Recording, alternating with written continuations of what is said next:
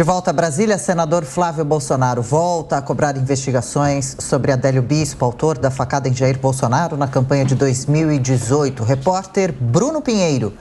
O senador Flávio Bolsonaro, filho do presidente Jair Bolsonaro, voltou a falar nesta quarta-feira sobre o caso Adélio Bispo. Na última segunda-feira, Adélio acabou passando por uma outra avaliação. O resultado deve sair em 30 dias, o que estuda realmente o lado emocional e psicológico de Adélio, se realmente está na mesma situação de quando o juiz federal acabou dando a sentença ou se houve qualquer outra evolução. E com isso, chegando até mesmo a liberdade de Adélio Bispo. Adélio Bispo que foi detido ainda em 2018 em Juiz de Fora, horas após atacar, na época, o então candidato à presidência da República, Jair Bolsonaro, usando uma faca. Nós policiais, na delegacia, na época, Adélio Bispo confessou o ataque e disse que agiu sozinho. É o que coloca em dúvida a resposta e levanta a suspeita o senador Flávio Bolsonaro, que está otimista, aguardando que a Polícia Federal investigue se de fato Adélio Bispo, na época, agiu sozinho ou tinha envolvimento com alguma organização criminosa. Eu, particularmente, não acredito que ele tenha agido sozinho, né? Ninguém consegue se movimentar pelo Brasil estando desempregado, gastando dinheiro com hospedagem, gastando dinheiro com transporte, gastando dinheiro com comida, com um álibi que foi falsamente montado para ele, como se ele estivesse na Câmara dos Deputados no momento em que ele cometeu o ato contra o presidente da República, tentou matá-lo, um ex-integrante do PSOL. Então, assim, eu fico satisfeito que as investigações estejam indo para essa linha, porque realmente é um grande atentado à democracia. E o presidente Bolsonaro, mais do que ninguém, ele é contra qualquer tipo de violência na política, porque ele foi a principal vítima de verdade lá em 2018. O caso continua sendo investigado. O resultado da última avaliação psicológica médica de Adélio Bispo será divulgada nos próximos 30 dias. De Brasília, o Bruno Pinheiro. Bom, Diogo Schelp, girando os nossos comentaristas sobre o assunto, o senador Flávio Bolsonaro, filho do atual presidente, deve ter alguma participação na campanha do pai nesse ano, e essa investigação sobre Adélio Bispo deve ser encerrada ou ainda há muito, talvez alguns fatores a serem ainda descobertos e entendidos melhor? Adriana, desde que houve a facada, o grupo político de Jair Bolsonaro, principalmente o seu entorno mais próximo, seus familiares e ele próprio, vem insistindo na hipótese de que o atentado foi fruto de um conluio com origem política, ou seja, haveria um grupo político interessado na morte do então candidato e Adélio Bispo teria sido, enfim, o condutor, o ator desse conluio.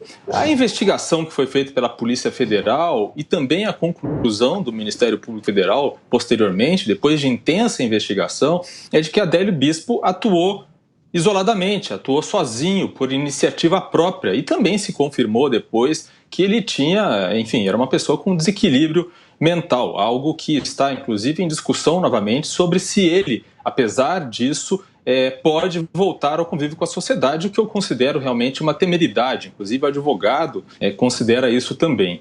Agora, foi um atentado à democracia no sentido de que, de fato, era um candidato que, em plena campanha, foi atacado e foi vítima de um atentado contra a sua vida.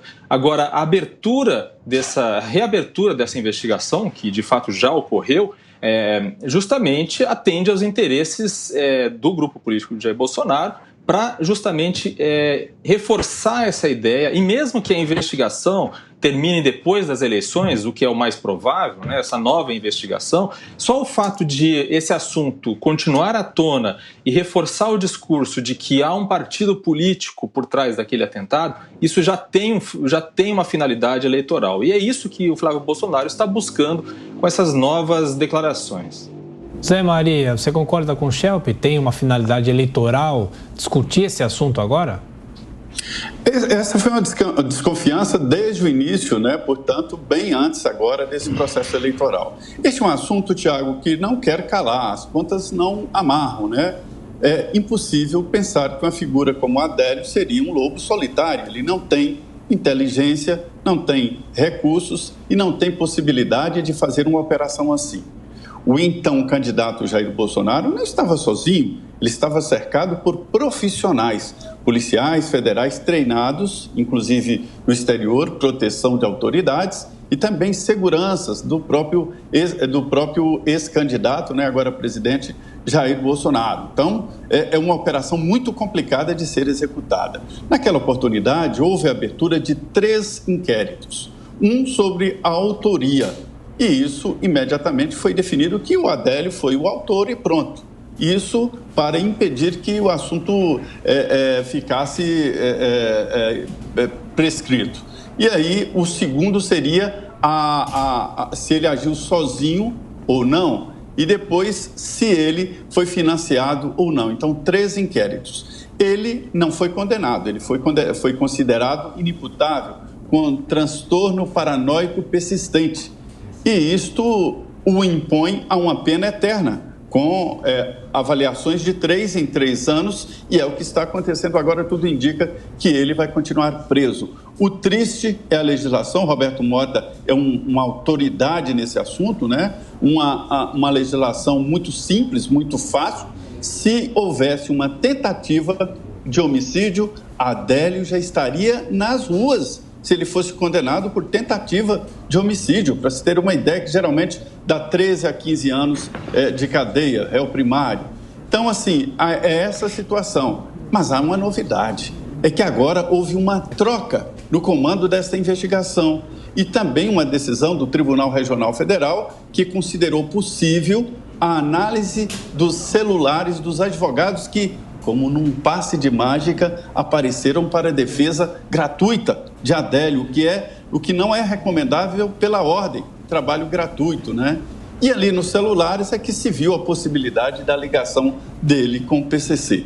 Eu entendo que tem sim que investigar e lamento essa legislação. Repito, se o Adélio tivesse sido condenado por tentativa de homicídio, ele já estaria nas ruas. Você foi citado, Mota lamenta também a legislação. Existe essa real possibilidade do criminoso Adélio Bispo ser solto e, enfim, os resultados das novas avaliações agora feitas nele devem ficar prontas em até 30 dias.